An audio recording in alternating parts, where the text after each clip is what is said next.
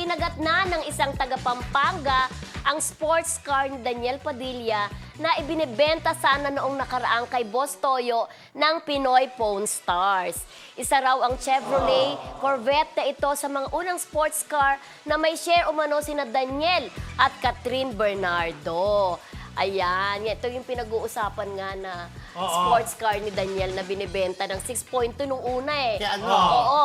Tapos Pinoy- nagtatawaran sila, di ba? Pinoy Pawn Star. Correct. So nagkabentahan na. Pero how true friendship na, bakit may lumalabas na chismis sa 2016 na benta na raw yan? Pero kay Daniel talaga yan. Sa Catherine. So ngayon kung naibenta na di umano ngayon lang daw, so hati sila sa pagbili. Hindi, Hindi, pwede hindi. benta. Ito yun. Ang Ganito. may ganyang kwento rin ang nakaabot sa atin. Oo, na 2016 Kuya na benta na Roldan. yan. Matagal na raw nabenta yung sports car na yan. Okay. So may bumili. So it's possible na yung nakabili niyan, yun ang Binibenta ngayon. binibenta At ngayon. sinasabi niya kay Daniel Oo, yan, kay Catherine. Daniel. Parang mas mahal. Mas mataas ang binenta. value. Okay. Di ba, syempre, mas sikat. Sasabihin, Di ba? syempre, ang binabayaran, ay, si Daniel ang gawa mo ito. Tsaka At ang So, nagiging posibleng 2016 talaga nabenta Yes, yan. oo. Oo. Ang nagiging dating tuloy is, parang naghihirap na ba si Daniel at nagbebenta na ba Oo ng nga. sports car?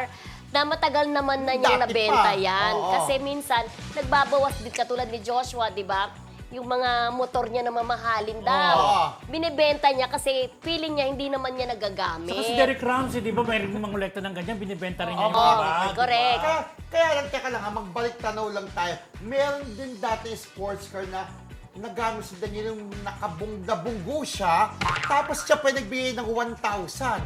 Hindi diba? kaya ito yun? Hindi, iba yun. Kasi Parang parang kulay, si Daniel Friendship. parang Kaya- kulay white kaya- yun eh. Parang kaya white din, yan.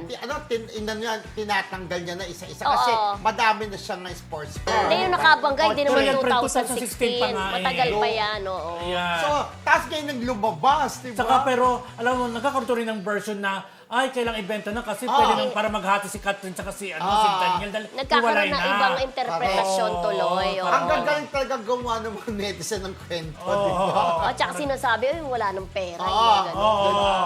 So, naibenta na pala ito before. Saka hindi, friendship, alam mo, kung magbenta man yung mga artista, hindi naman nangangulugan na naghihirap. wala ng pera o naghihirap. Di ba? Kasi may mga naipon yan eh. Pwedeng nabawasan ng money nila, pero hindi yung naghihirap na wala na talaga, parang ganon, di Oo, ba? correct. At saka si Daniel Friendship, isang show lang yun na 3 kanta lang, milyones, higit na 1 milyon. So, Correct. doon pa lang, isang kembot lang niya, makakamilyon na siya.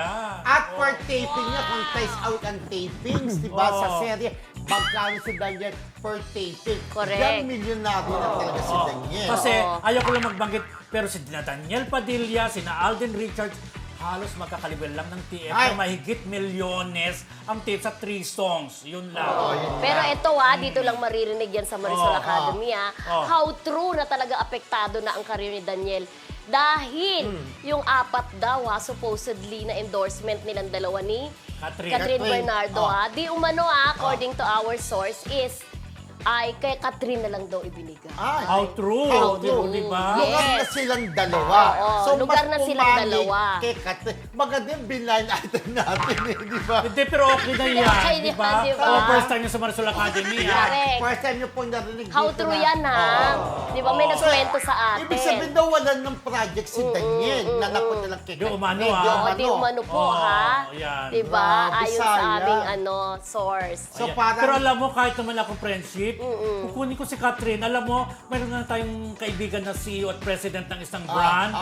Nire-recommenda namin, bakit hindi mo i-try na kunin si Catherine? Kasi nakikita natin na malakas si Catherine talaga ngayon. Grabe, bawat post niya sa Instagram, million likes. Oh, Di diba? ba? Bibihirang So, artista Kaya, makakuha kung nun. kukunin yung endorser si Catherine, sigurado, kikita yung produkto Correct. niyo. Oh, Di ba? nagbiro nga In-endorse ako. mo kay ma'am, Tanggalin mo na yan si Andrea Brillante, si palit mo si Catherine. Biro lang. Ay, Joke lang. Correct.